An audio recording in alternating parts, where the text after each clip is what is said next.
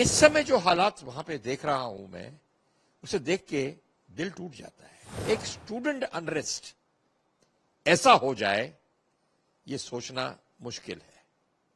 इसके पीछे कोई ना कोई साजिश है। आग लगाने में क्या देर लगती है, एक मॉब को, लोगों को भड़काने में क्या देर लगती है। मेरा ये ख्याल है कि बांग्लादेश आर्मी को इस समय स्टेप वन करके शांति लानी चाहिए। मेरा रिश्ता बांग्लादेश से बहुत पुराना है, जब वो ईस्ट पाकिस्तान होता था। 1971 के युद्ध में मैंने हिस्सा लिया और 22 सॉर्टीज पाकिस्तान एयरफोर्स के खिलाफ और ग्राउंड फोर्सेस के खिलाफ मैं उड़ा। और मेरे पिताजी उस समय ब्रिगेडियर थे, वो तूरा से ढाका की तरफ अपने ब्रिगेड को लेकर आए और 12 दिनों में उन्होंने ढाका को कैप्चर करके लिबरेट किया। रेड क्रॉस ने उन्हें लिबरेटर ऑफ ढाका बुलाया। उनका पूरा नाम था ब्रिगेडियर हरदेव सिंह क्लेर, बाद में मेजर जनरल बने और उनको महावीर चक्र से सम्मानित किया गया इंडियन आर्मी ने। बांग्लादेश की हालत उस समय बहुत बुरी थी। ईस्ट पाकिस्तान में पाकिस्तान आर्मी ने जेनोसाइड, रेप, किलिंग्स बहुत किया हुआ था, बहुत अत्याचार किया हुआ था। और बांग्लादेश के जो लोग थे वो यही चाहते थे कि आजादी चाहिए। और मुजीब साहब, शेख मुजीबुर रहमान, उनके फादर ऑफ द नेशन, बाहर से लड़ रहे थे। मुक्ति बाहिनी हिस्सा ले रही थी, इंडियन आर्मी के साथ आगे बढ़ रही थी। और अल्टीमेटली 14, 15, 16 को उन्होंने अपने हथियार हाथ खड़े कर दिए और Indian army was victorious in the liberation of Bangladesh. ये कहानी 71 की थी। उस समय से अब तक मैं देख रहा था बांग्लादेश कैसे आहिस्ता आहिस्ता उन्नति कर रहा था, आगे बढ़ रहा था, on the road to progress. बीच में मुजीब और उनकी फैमिली की हत्या की गई थी। शेख हसीना उस समय बाहर थी। खैर, हर कंट्री में अपने पॉलिटिकल मूवमेंट्स होते हैं और बांग्लादेश में भी हुए। पर इस समय पिछले 10-15 साल से मैं ढाका 3-4 बारी हो आया हूं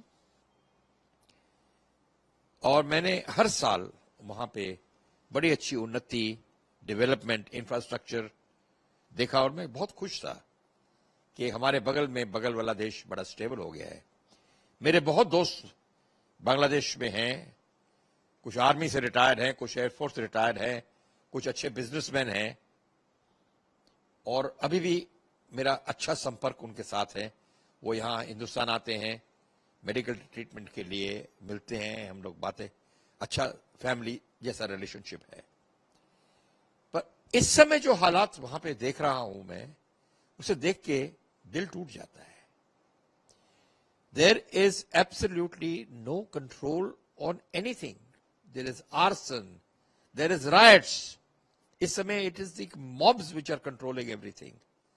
कौन इनके पीछे है ये समझना बहुत मुश्किल है, बिकॉज एक स्टूडेंट अनरेस्ट ऐसा हो जाए, ये सोचना मुश्किल है। इसके पीछे कोई ना कोई साजिश है। ठीक है, शेख हसीना की हट गई है, उसको हटा दिया गया है, पर उसके बाद तो ठंडा होना चाहिए था। पर अभी भी आग उगल रही है, लावा गिर रहा है और अब तो लूट, दुकानें तोड़ी जा रही हैं और हिंदुओं पे बड़ा अत्याचार किया जा रहा है। उनके घर जलाए जा रहे हैं, उनको घरों से निकाल के मंदिर तोड़ दिए जा रहे हैं। ये स्टूडेंट्स नहीं कर सकते, जहां तक मेरा ख्याल है, क्योंकि स्टूडेंट्स की डिमांड जस्टिफाइड थी, ठीक है, और एक्सेप्ट भी हो जाती। पर ऐसी सिचुएशन आ जाएगी, ये तो हम सोच ही नहीं सकते थे। लोग कह रहे हैं इंटरिम गवर्नमेंट आएगी, इंटरिम गवर्नमेंट आएगी। इंटरिम गवर्नमेंट कैसे आएगी जब तक ये लूटिंग, प्लंडर, आर्सन, ये जो दंगेबाजी है, फसाद हो रहा है, ये बंद नहीं होगा। इसको कौन बंद कर सकता है? सिर्फ आर्मी बंद कर सकती है इस समय। पुलिस के ऊपर तो अटैक हो गया है, लोगों को मार दिया गया पुलिस स्टेशन में.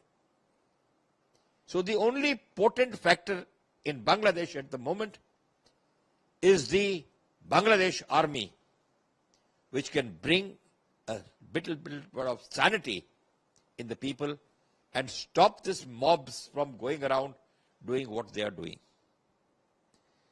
हमारा नेबर कंट्री में ये सब हो रहा है, दिल टूट जाता है, क्योंकि हमको हमारे रिलेशंस बांग्लादेश के साथ अच्छे रखने हैं, क्योंकि इसमें यही एक एंट्री है, इनको हमारा साथ होना चाहिए. और उसके आगे हमारा असम, मेघालय, त्रिपुरा, नॉर्थ ईस्ट है, उधर से चाइनीज अपना दम लगा रहे हैं. म्यांमार में प्रॉब्लम हो चुका है.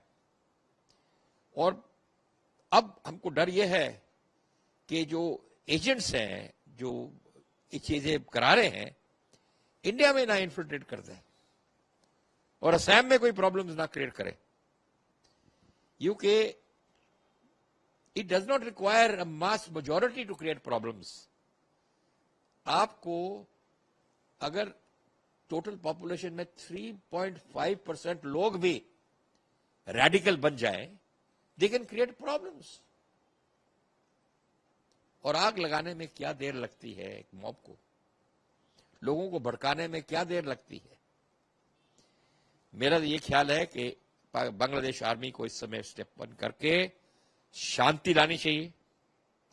There should be curfew initially, people should go back home, looting, arson should stop, people should get a sense of security in them. And then, with the help of the Bangladesh army, the interim government which is supposed to come can take over and take over the country. But एक पड़ोसी देश होने के नाते sir से जुड़े हुए हैं. जैसे कि यहाँ पे कहा जा रहा है कि जो हालात है मौजूदा, क्या लग रहा है कि इंडिया को भी अलर्ट हो जाना चाहिए? बिल्कुल अलर्ट होना चाहिए. टू बिगिन विद एक 71 जैसी सिचुएशन नहीं आनी चाहिए जहां पे millions of people crossed over into India because of genocide, and India accepted them because हम लोग नहीं चाहते थे कि लोग खामोखा मारे जाएं, औरतों के ऊपर अत्याचार रुक जाए. इतने लोग बांग्लादेश से हिंदुस्तान में आ गए थे, पूरा असम में घुस गए थे, अमृतसर तक लोग पहुंच गए थे. वैसा सिचुएशन नहीं होना मांगते हम इस समय. मेरे चाहत में हमारी गवर्नमेंट ये नहीं चाहती. और हमारा वल्नरेबल एरिया जो है, वो हमारा वो जो लिटिल नेक है, जो कॉरिडोर है सिलीगुड़ी के नीचे पास, वो बहुत नैरो कॉरिडोर है. और चाइना की नाक उसके ऊपर पड़ी है कि किस तरह उसको रोका जाए, बिकॉज उससे अगर कट ऑफ हो गए तो हमारा असम और वो पूरा नॉर्थ ईस्ट कट ऑफ हो जाएगा. उसको प्रोटेक्ट करना बहुत जरूरी है कि कोई इन्फिल्ट्रेशन ना हो वहां पे. हमारा जो असम के साइड बॉर्डर है वो पोरस है, मतलब पोरस है मीन्स लोग आराम से जा सकते हैं, तो उसको सिक्योर करना बहुत जरूरी है.